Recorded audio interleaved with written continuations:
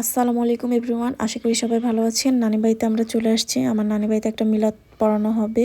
আমার নানার বাৎসরিক মিলাদ আর কি, প্রতি বছরই এটা করানো হয়। এর জন্য এখানে আদা, পেঁয়াজ, রসুন, মরিচ যা লাগে সব কিছু কেটে বেটে নেওয়া হয়ে গেছে। আর সকালে যেহেতু অনেক মেহমান আছে, সকালের জন্য ডাল চাল মিক্স করে একটা খিচুড়ি রান্না হবে।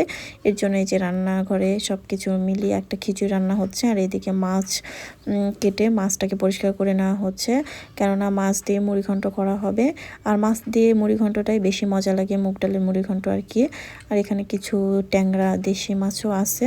তো যাই হোক, অলরেডি এর মধ্যে কিন্তু রান্না বান্না হওয়ার মধ্যে হয়ে গেছে। এরপর আমরা খাবার টেবিলে চলে আসছি।